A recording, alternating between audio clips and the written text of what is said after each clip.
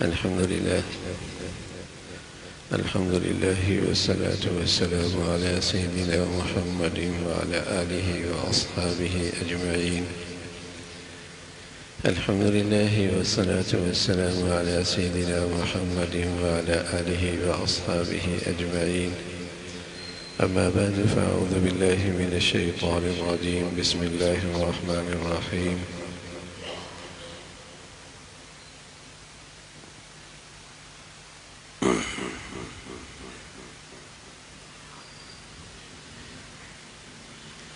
والذين هم لفروجهم حافظون إلا على أزواجهم أو ما ملكت أيمانهم فإنهم غير ملومين، فمن ابتغى وراء ذلك فأولئك هم العادون. صدق الله العظيم. اللهم صل على سيدنا محمد وعلى آل سيدنا محمد وبارك وسلم. اللهم صل على سيدنا محمد النبي الأمي وعلى آله وأصحابه وسلم. میرے معزز مسلمان بزرگوں، عزیز بھائیوں اور امت مسلمہ کے مقدس ماں اور بہنوں، عفت، پاک دامنی، عفت، عصمت، یہ ایمان والوں کی بڑی خوبی ہے۔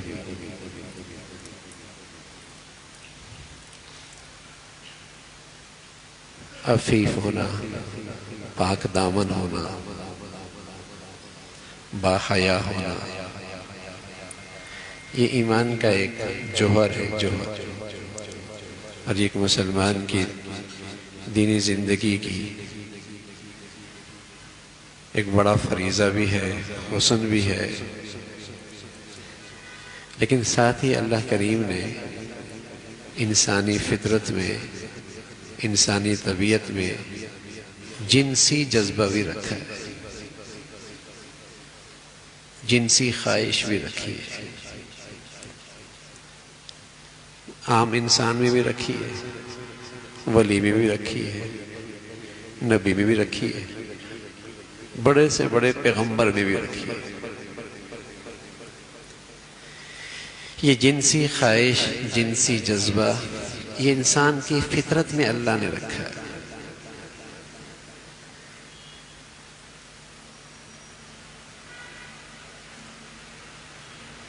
اللہ نے ہمیں بہت پیارا دین دیا ہے،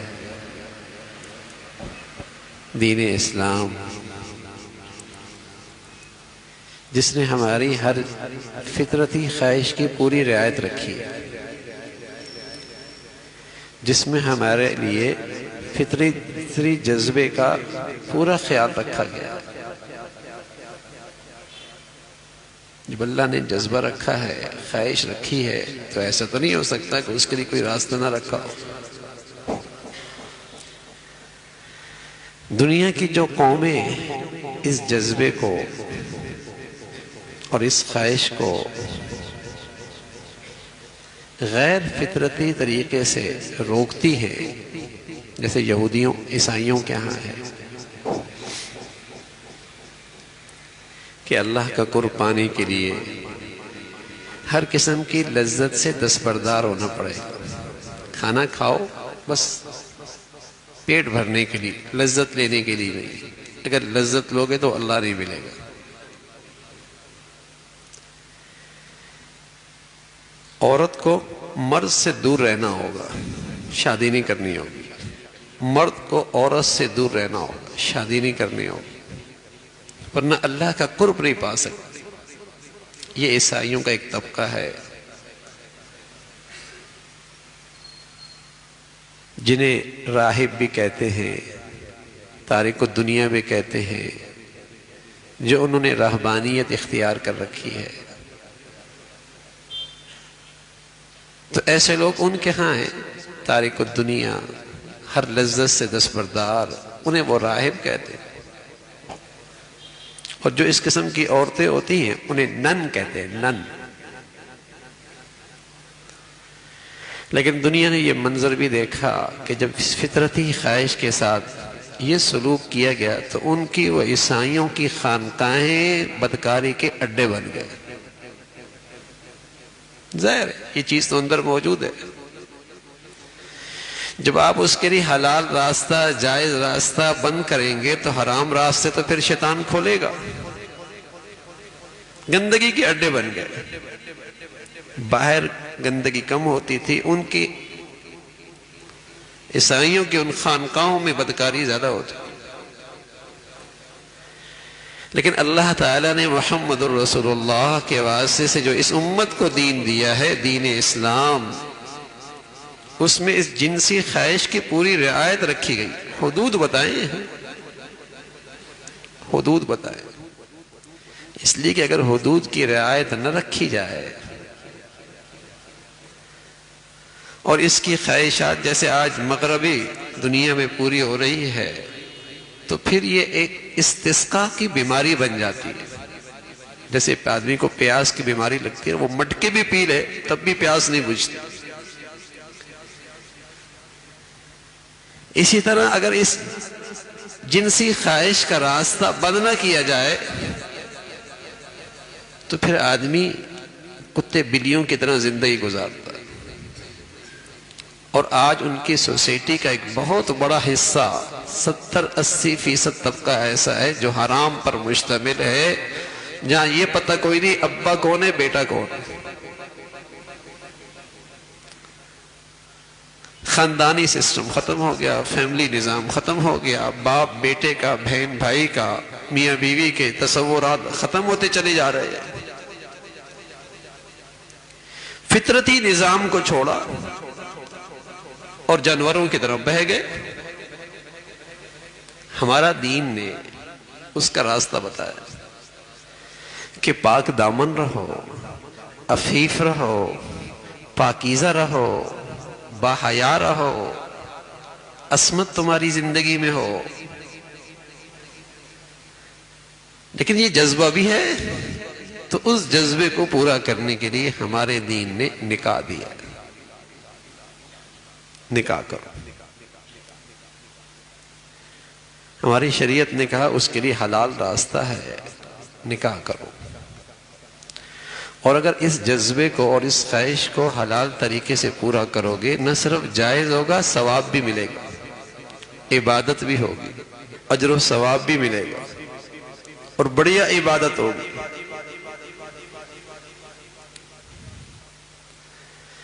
نماز پڑھتے ہیں، سلام پھیرتے ہیں، عبادت ختم ہو جاتی ہے. روزہ رکھتے ہیں،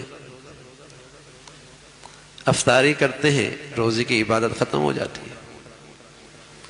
حج کرتے ہیں، احرام اتارتے ہیں، حج کی عبادت ختم ہو جاتی ہے. تلاوت شروع کرتے ہیں، زبان رکتی ہے، تلاوت کی عبادت ختم ہو جاتی ہے. نکاح کی عبادت ایسی ہے جب تک میاں بیوی محبت سے زندگی گزارتے ہیں مسلسل عبادت میں رہتے ہیں.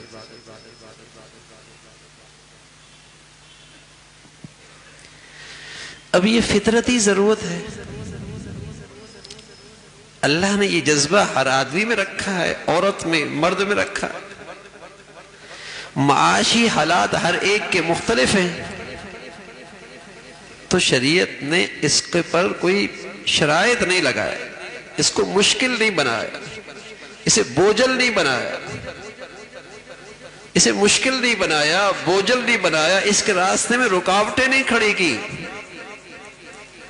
اس عبادت کو انتہائی آسان رکھا. اتنا آسان رکھا مسجد میں آنا بھی ضروری نہیں.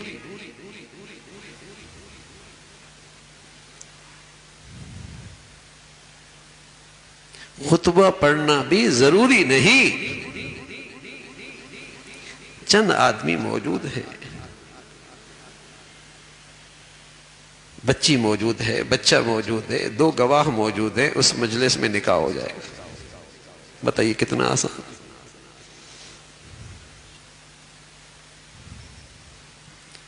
سنت ہے خطبہ پڑھنا، میرے نبی کی سنت ہے مسجد میں اس کا اہتمام کرنا. لیکن اس نکاح کی عبادت کے لیے کوئی چیز ضروری نہیں قرار دی کہ مشکل ہو جائے.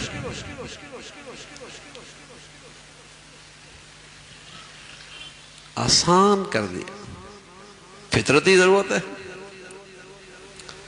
اور اب ہم نے اس آسان کو کتنا مشکل کر دیا.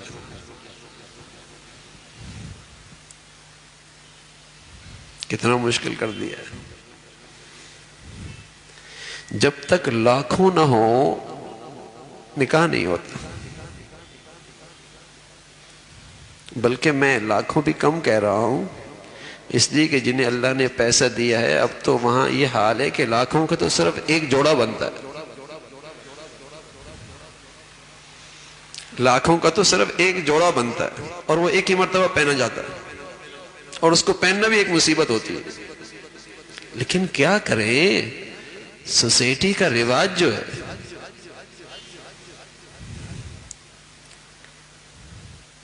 لوگوں کو بھی تو بتانا ہے، دنیا کو بھی تو دکھانا ہے.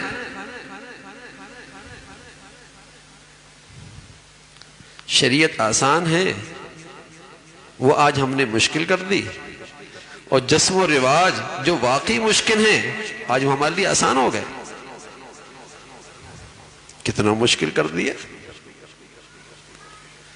منگنی ہے اور اس کی تقریبات ہیں، اور پھر مہندی کی تقریبات ہیں، اور پھر نہ جانے کن کن کی تقریبات ہیں، اور پھر جب تک شامیانے نہ لگے، اور جب تک ہال بک نہ ہو، اور جب تک کہ ہزاروں آدمی شریک نہ ہو، اس وقت تک اس کا نکاح ہی نہیں ہوتا.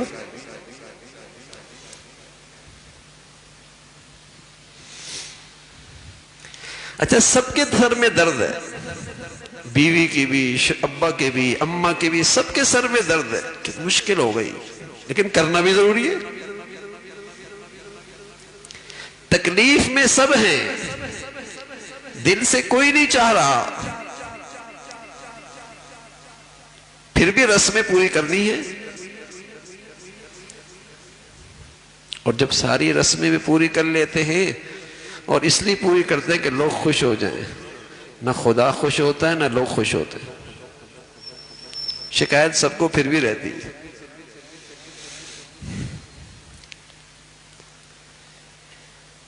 آسان چیز تھی اور یہ فطرتی ضرورت ہے. ہم عرض کیا کرتے ہیں، بڑی خوشی کی بات ہوتی ہے، لوگ کہتے ہیں ہم ہر سال عمرہ کرتے ہیں، اور بلکہ ہر مہینے میں کرتے ہیں، اور بعض تو کہتے ہیں الحمدللہ ہر مہینے ہر سال اعتکاف مدینہ میں ہوتا ہے، آخری عشرہ وہیں گزرتا ہے، الحمدللہ. لیکن کیا ہی اچھا ہو کہ جنہوں اللہ مال دے دے وہ یہ بھی روایت شروع کر دیں کہ اللہ نے اتنی دولت دی لیکن بچے اور بچی کی شادی سنت کے مطابق کی ہے. یہ بھی رواج دے دے نا ذرا. یہ مشکل ہے. یہ بھی تو بڑی عبادت ہے بھائی، اسے بھی تو آسان کر دیں تاکہ دوسروں کو بھی تو حوصلہ ملے، ہمت بڑھے کہ جب یہ صاحب حیثیت آدمی ایسا کر سکتا ہے تو ہم کیوں نہیں کر سکتے.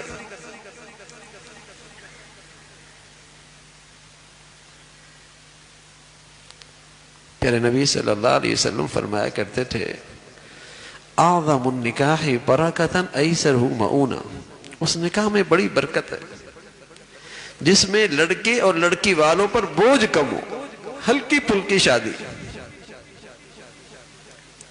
اب تو مہینوں پہلے تقریبات شروع ہوتی ہیں، بلکہ اگر منگنی شروع کر دو تو سال بھر ہی چلتا رہتا.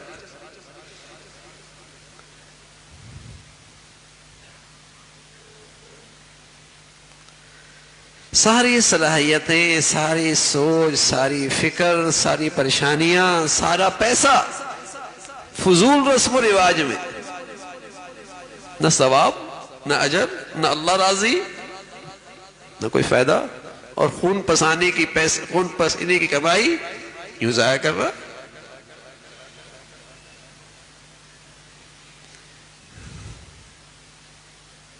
آسان چیز تھی. جب ہم حلال مشکل کر دیں گے تو پھر حرام سستا ہو جائے گا نا. یہ فطرتی جذبہ تو ہے نا، یہ جنسی خواہش تو ہر ایک میں ہے.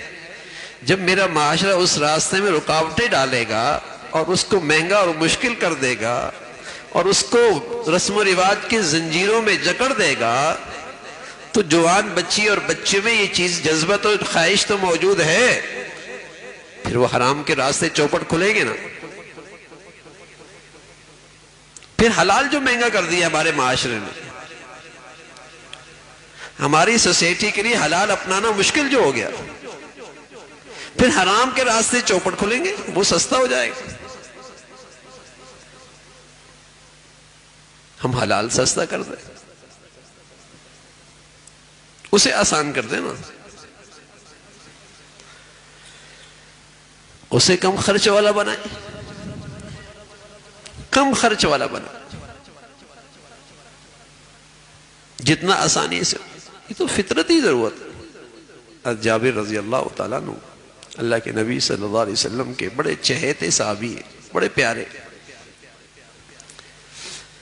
حضور علیہ السلام کی خدمت میں آئے، کہا یا رسول اللہ میں نے نکاح کر لیا. مدینہ تھا کتنا؟ کر لیا. آپ علیہ السلام نے پوچھا کنواری سے کیا ہے بیوہ سے کیا ہے؟ کہا یا رسول اللہ میری چھوٹی چھوٹی بہنیں ہیں، 6 بہنیں ہیں میری چھوٹی چھوٹی، میں نے سوچا بیوہ سے کر لوں تاکہ میری بہنوں کو بھی سنبھال لے. حضور علیہ السلام نے یہ نہیں کہا کہ ہمیں تو نہیں بلایا آپ نے، ہاں دعا دی اللہ تیری شادی میں برکت عطا فرمائے.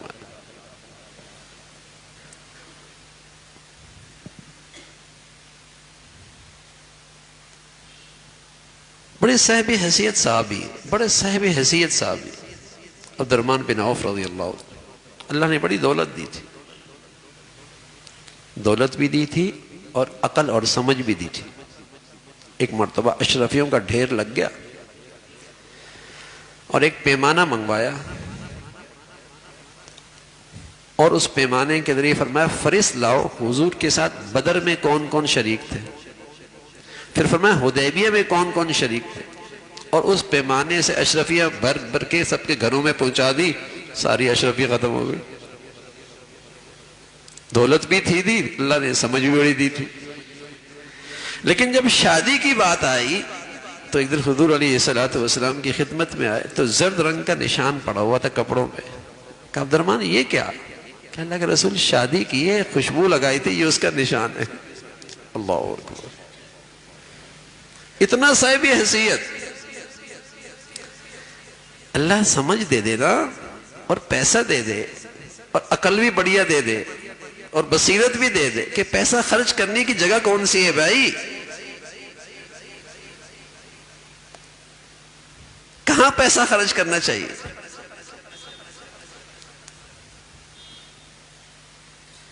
آسان کر دیا. اور اللہ کے نبی صلی اللہ علیہ وسلم نے ان سے کچھ نہیں کہا کہ ہمیں تو آپ نے بلایا ہی نہیں، اتنی بڑی تقریب کی، بلایا ہی نہیں. فطرتی چیز ہے. تو جو ہمارے دین نے اور ہماری شریعت نے جنہیں آسان کیا ہے ہم انہیں آسان رکھیں بھائی، آسان رکھیں. اور یہ ہمارا معاشرے پہ بڑا احسان ہوگا، بڑا احسان. ورنہ بچیوں کے بال سفید ہو جاتے ہیں اس لیے کہ وہ معاشرے کے رسم و رواج نہیں پورا کر سکتے. نوجوانوں کی جوانیاں ڈھلنے لگتی ہیں اس لیے کہ ان کے ماں باپ معاشرے کے رسم و رواج نہیں پورا کر سکتے.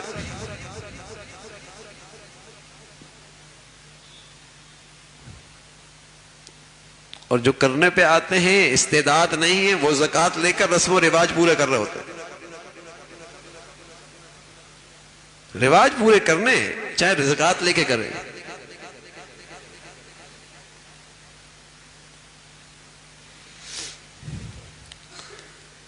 تو یہ ایک فطرتی ضرورت ہے. پاک دامنی مشکل ہو جائے گی، جوانیاں بچانا مشکل ہو جائے گی.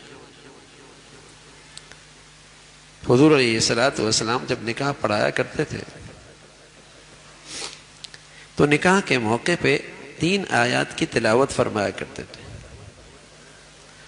اور 3 ہی آیات میں ایک بات 4 مرتبہ فرماتے تھے، اور وہ بات یہ ہوتی تھی اللہ سے ڈرنا، اللہ سے ڈرنا، اللہ سے ڈرنا، اللہ سے ڈرنا.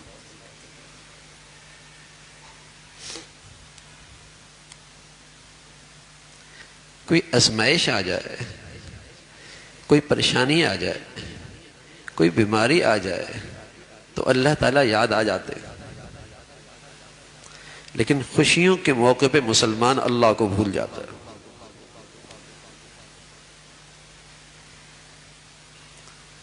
شادیوں اور خوشیوں کے موقع پہ سب کی منت کر کے بلایا جاتا ہے، سب کو راضی کر کے شادی میں خوشی میں لایا جاتا ہے، لیکن اگر ناراض کیا جاتا ہے تو اللہ اور اللہ کے رسول کو۔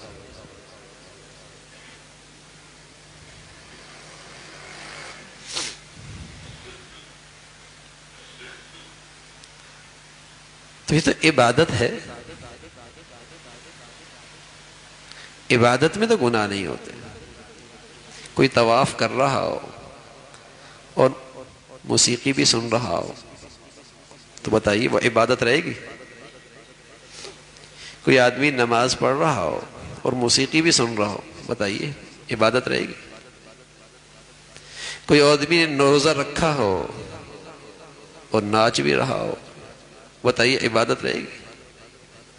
تو بھائی نکاح کی تقریب ہے، نکاح ہے، شادی ہے، ولیمہ ہے، عبادت ہے، تو پھر اس میں گناہوں کا کہاں گزر، اس کی گنجائش کہاں؟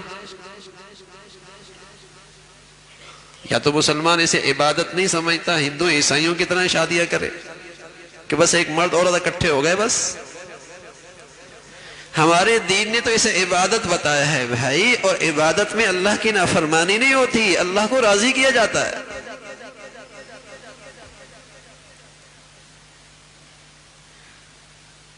اللہ تعالیٰ کو راضی کیا جاتا ہے، اور اس کی پھر برکتیں،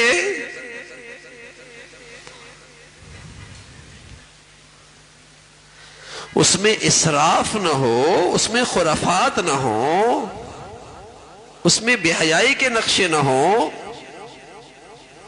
شادی ہو لیکن اللہ سے تو ڈرے۔ تو خاص طور پہ اللہ کے نبی صلی اللہ علیہ وسلم اس موقع پہ جن آیات کی تلاوت کرتے تھے، پیغام یہ ہوتا تھا، اللہ سے ڈرو، اللہ سے ڈرو، اللہ سے ڈرو، اللہ سے ڈرو۔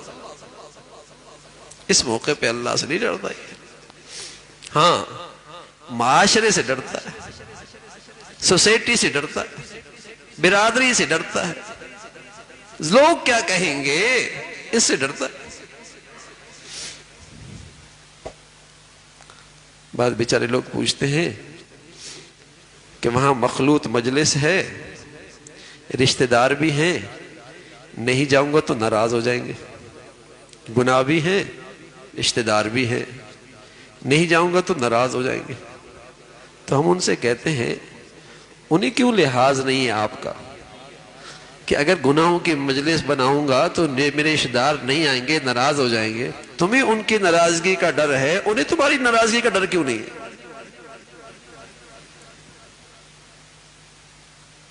انہیں کیوں لحاظ نہیں ہے آپ کا؟ تم تو ان کا لحاظ کر کے اللہ کو ناراض کر کے جا رہے ہو، اور انہیں تمہارا اتنا بھی لحاظ نہیں جس سے اللہ بھی راضی ہو رہا ہے۔ ہم نے ہتھیار ڈال دیے نا میاں، جب ہتھیار ڈال دیے تو نمازی اور حاجیوں کے ہاں بھی سب کچھ ہو رہا ہے۔ ہتھیار جو ڈال دیے یہ سبھی کر رہے، کوئی ہمت ہی نہیں کرتا کہ بھائی یہ کون سی شادی ہے جس میں اللہ کو ناراض کیا جا رہا ہو، یہ تو عبادت ہے، اس پہ تو اللہ کے نبی صلی اللہ علیہ وسلم نے اجر و ثواب کا وعدہ بتایا ہے، اور بڑھیا عبادت ہے۔ جب تک میاں بیوی زندگی محبت سے گزار رہا ہے، عبادت میں شوہر بیوی کو محبت کی نظر سے دیکھے، بیوی شوہر کو محبت کی نظر سے دیکھے، دونوں کو اللہ کریم اپنی رحمت کی نظر سے دیکھتے ہیں، تو ایسی عبادت ہے۔ ان کے ساتھ محبت سے بات کرنا اور ان کے پاس بیٹھنا نفل عبادت سے زیادہ بڑھیا عبادت، تو ایسی بڑھیا عبادت ہے۔ لیکن آج اس خوشی کو، اس عبادت کو، ان نکاحوں کو ہم نے گناہوں کا ملغوبہ کر دیا. ہر گناہ ہو رہا.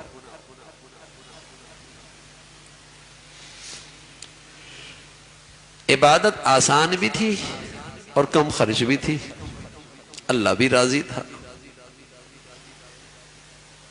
اللہ بھی راضی تھا. تو اس عبادت کو آسان رکھے، آسان رکھے، اور اس میں اللہ سے، اللہ کا لحاظ رکھے. سب کی زندگی میں آ رہا ہے. ابھی خوشیوں کا، شادیوں کا موسم ہے. کسی کے اپنے ہاں شادیاں ہوتی ہے، کسی کو شادیوں میں جانا پڑتا ہے.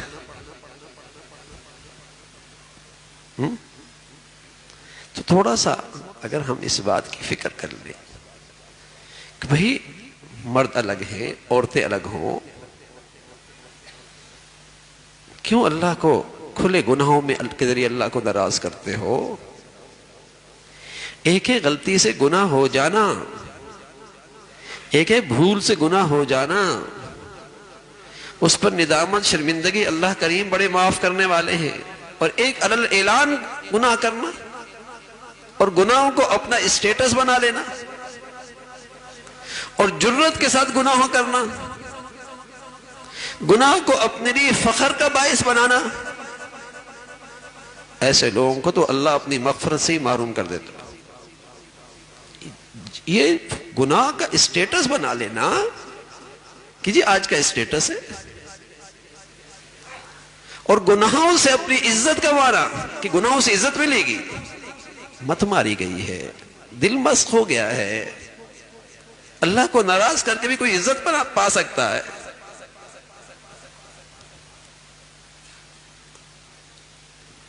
تو ہم الحمدللہ مسلمان ہیں. ہماری زندگی کا مقصد اپنے اللہ کو راضی کرنا ہے، اللہ تعالیٰ کو راضی کرنا ہے.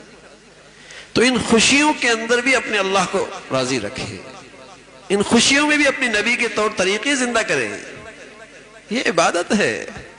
نماز پڑھنے کا نام صرف عبادت نہیں، روزہ حج کا نام صرف عبادت نہیں بھائی. یہ ہمارا معاشرت میں بھی تو دین زندہ کرنا ہمارا فریضہ ہے. یہ تو نہیں کہ مسلمان مسجد میں مسلمان اور شادیوں میں غیروں کے طریقے، ہندوؤں کے، عیسائیوں کے.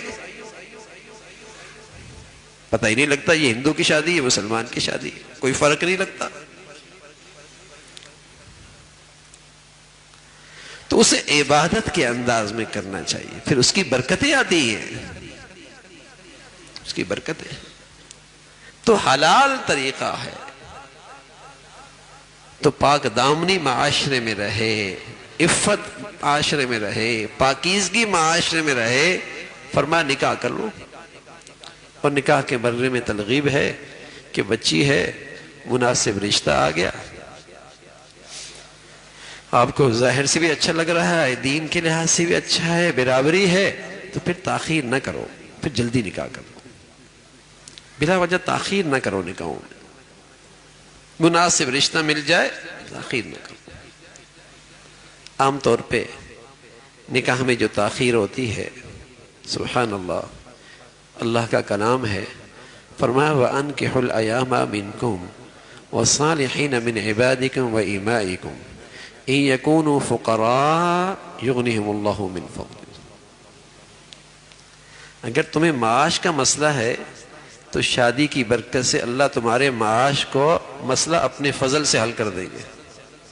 عام طور پہ یہی ہوتا ہے، پاؤں پہ کھڑا ہو جائے، وہ پاؤں پہ کھڑا ہوتے ہوتے بیچارے کے گھٹنوں میں درد شروع ہو جاتا ہے، زندگی گزر چکی ہوتی ہے. اِن يَكُونُوا فُقَرَاءَ يُغْنِهِمُ اللَّهُ مِنْ فَضْلِهِ. ہر ایک اپنے رزق خود لے کے آتا ہے، کوئی کسی کو نہیں کھلاتا. ہمارا ایمان ہے، آدمی دنیا میں آتا ہے اپنی روزی خود لے کے آتا ہے، اپنی قسمت کی روزی خود لے کے آتا ہے. کون کس کی برکت سے کھا رہا ہے گھر میں واللہ ہی جانتے ہیں. دیکھتا ہوا نظر آتا ہے وہ کمال آ رہا ہے، لیکن گھر میں کسی کی برکت سے اس کو مل رہا ہوتا ہے. ایک شخص بھائی آیا حضور علیہ الصلوۃ والسلام کی خدمت میں، کہا یا رسول اللہ، یہ میرا بھائی آپ کے پاس سیکھتے رہتے ہیں، ہمیں وقت بہت کم دیتے ہیں، ہمارے کام میں وقت بہت دیتے ہیں، آپ کے پاس بہت آتے ہیں۔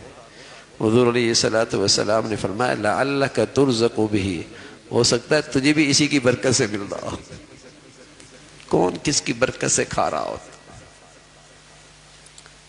تو ہر ایک اپنی روزی لے کے آتا ہے، لیکن جب جوانیاں پاک رہیں گی، شباب صاف رہے گا، پاک دامنی رہے گی، عفت رہے گی، رزق بھی آئے گا، برکت بھی ہوگی،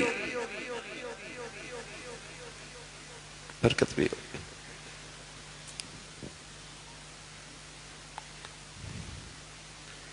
لیکن معاشرے کا ایک اسٹیٹس بن گیا ہے جس کی وجہ سے تاخیر اور وقت گزر جاتا ہے، پھر مشکلات بڑھ جاتی ہیں۔ دین محفوظ ہو نا، اس کا ایمان محفوظ ہو،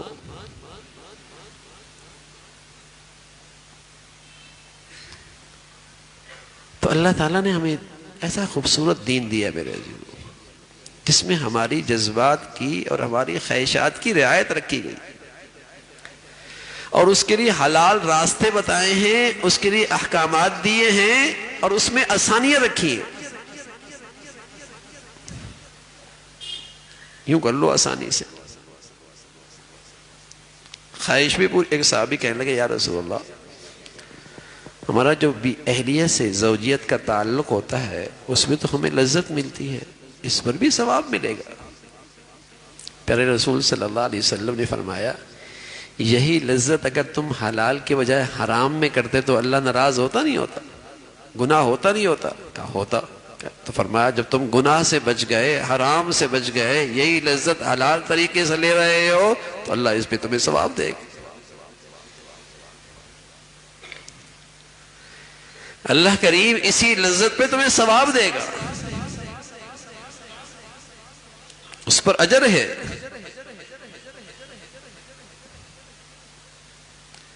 تو عفت اور پاک دامنی کا ایک راستہ تو یہ ہے، نکاح جلدی کرو اور اسے آسان کرو، معاشرے میں اس سے بھی پاک دامنی رہتی ہے۔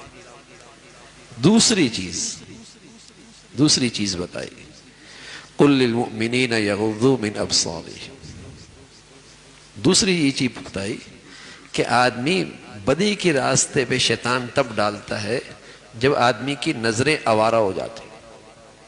النظر سہم من سہام ابلیس، یہ نظر شیطان کا ایک تیر ہے، اور اس نظر کے ذریعے وہ آدمی کو برائی کے راستے پہ ڈال دیتا ہے۔ جب آدمی کی نظر قابو میں نہیں رہتی، دل قابو میں نہیں رہتا، جب دل قابو میں نہیں رہتا، شرمگاہ قابو میں نہیں رہتی۔ تو پہرا بٹھا دیا، نظر کی حفاظت کر لو، نظر کی حفاظت کر لو، پاک دامنی کے لیے بتا، نظر کی حفاظت کر لو، اپنی شباب کی حفاظت کرے گا، نظروں کی حفاظت کر لو۔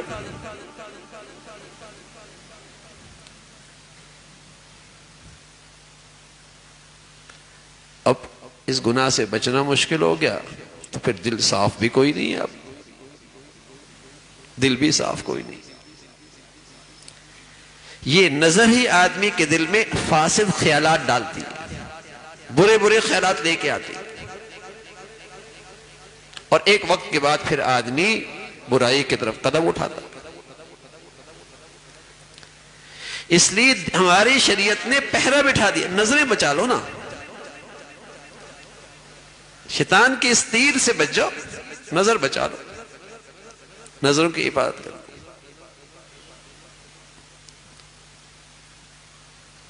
مشکل ضرور ہے، لیکن اگر آدمی یہ سوچے کہ اللہ تعالیٰ نے کیسی بے شاندار نعمت دی ہے یہ، اور کتنی احسان فراموشی ہے، جس ذات نے یہ نعمت دی ہے اس نعمت سے اسی کو ناراض کروں، اتنا احسان فراموش بھی تو نہیں ہوتا آدمی، ایسی احسان فراموشی بھی تو نہیں ہوتی۔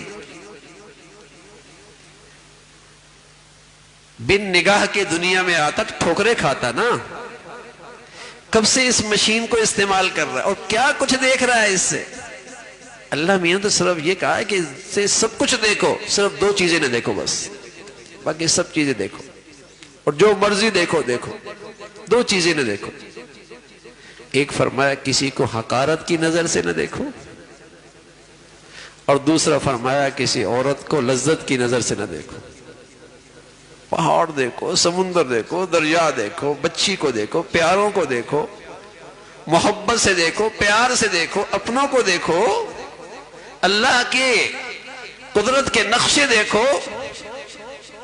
ایسی بڑی نعمت، ہاں دو چیزوں سے احتیاط کرو، کسی پہ نظر حقارت نہ ڈالو، کسی کو حقیر نہ دیکھو، کسی کو حقیر نہ دیکھو، اور دوسرا فرمایا کسی غیر محرم کو لذت کی نظر سے نہ دیکھو۔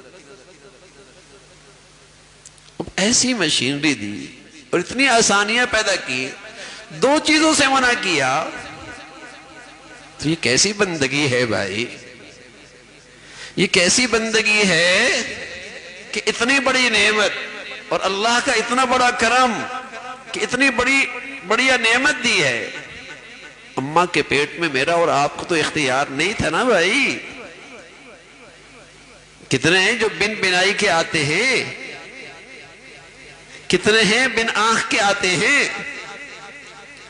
زندگی بھر حسرت رہ جاتی ہے کہ اماں ابا کو اپنی آنکھوں سے کیسے دیکھتا، اور اسی حسرت کے ساتھ دنیا سے چلے جاتے ہیں۔ اللہ حفاظت فرمائے، آنکھوں کی بنائی ہو اور پھر چلی جائے تو دنیا اندھیرا ہو جاتا ہے، دنیا اس کی نظر میں سارا اندھیرا دے رکھی ہے نا اللہ نے۔ تو اس نعمت کا بھی تو حق ہے، اس کا بھی تو کوئی حق ہے، اس میں اللہ کا حکم پورا کرو، اور اس کی خاطر اس کی حفاظت کرو۔ نظروں کی حفاظت، نظروں کی حفاظت، یقین جانے بد نظری کی نحوست ہے۔ جو تھوڑی بہت عبادت ہو بھی رہی ہوتی ہے نا، اس کے اندر بھی نور نہیں ہوتا، اس کے اندر بھی حلاوت نہیں ہوتی، اس کے اندر بھی جان نہیں ہوتی، اس میں بھی روح نہیں ہوتی۔ یہ ایسا منحوس گناہ ہے، نہ چہرے کی رونق باقی رہتی ہے، نہ عبادت کی رونق باقی رہتی ہے، نہ چہرے کی رونق باقی رہتی ہے، نہ باطن کی رونق باقی رہتی ہے۔ چہرہ بھی بے نور، چہرہ بھی بے رونق، اور باطن بھی سیاہ، باطن بھی سیاہ۔ اس لیے اللہ کے نبی صلی اللہ علیہ وسلم فرمایا کرتے تھے النظر مسموم، النظر سہم مسموم من سہام ابلیس۔ زہر آلودہ تیر ہے شیطان کا، زہر آلودہ، جیسے زہر آلودہ تیر سے آدمی کی جان چلی جاتی ہے، ایسی اس بد نظری سے آدمی روحانی طور پہ اس پر موت واقع ہو جاتی ہے۔ تو ہمارے دین نے تو ہمارے لیے پہرے بٹھا دیے بھائی کہ پاک دامن رہو، کسی گندگی میں نہ پڑو، تمہارے دل کسی گندے خیالات میں مبتلا نہ ہو۔ پہرے بٹھا دیے ہماری شریعت نے، نظر بچا لو۔ اور سبحان اللہ، یہ آنکھوں کی پلکیں ٹھیک ہونا، تو اگر کوئی نقصان دہ چیز اس کے قریب آتی تو آنکھیں خود جھک جاتی، پلکیں خود جھک جاتی۔ اللہ نے اس کے اندر اسپرنگ بنائے، اگر کوئی نقصان دہ چیز اس کے قریب کریں گے تو اس کی پلکیں خود جھک جائیں گی۔ ایسا ہی ہے، ہاں بھائی، جب ایمان بھی ٹھیک ہو نا اور روحانی طور پر بھی اس کے اسپرنگ ٹھیک ہوں تو بد نظری کے موقع پہ یہ خود بھی جھک جایا کرتی، لیکن یہ ڈھیلے ہو گئے، خراب ہو گئے، اب یہ نہیں جھکتے۔ ورنہ اللہ نے بنایا ہی ایسا ہے کہ نقصان دہ چیز کے موقع پہ یہ جھک جاتے ہیں، چاہے ظاہری نقصان ہو، چاہے ایمان اور روحانیت کے لحاظ سے نقصان ہو، جھک جایا کرتے ہیں۔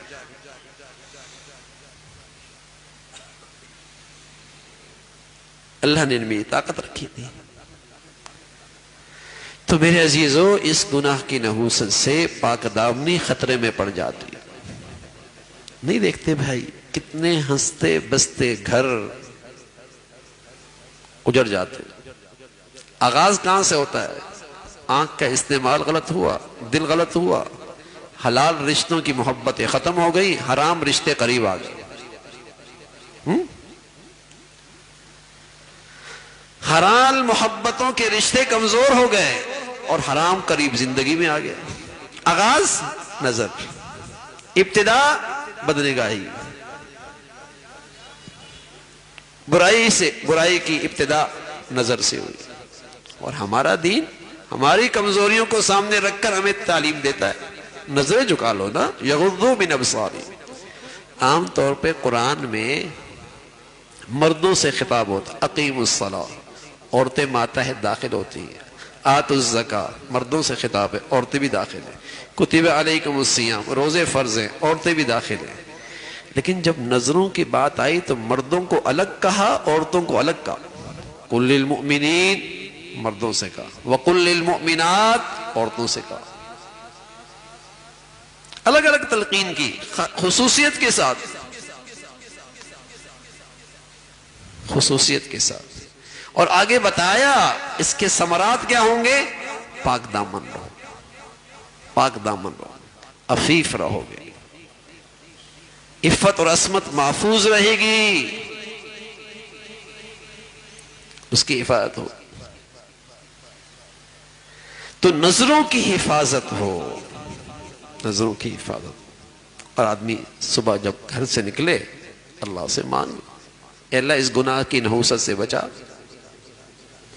اور اپنی سی کوشش کر لے، رات کو پھر جب آئے جو کمی ہو جائے اللہ سے معافی مانگ لے۔ اب یقین جانیں چند دن ہوں گے تو آپ کو عبادت کی ایسی لذت ملے گی، تلاوت کریں گے تو جی کرے گا کرتا ہوں رہوں، سجدہ کریں گے جی کرے گا سجدہ کرتا ہی چلا جاؤں، ایسی عبادت میں لذت نصیب ہو، حلاوت نصیب ہو۔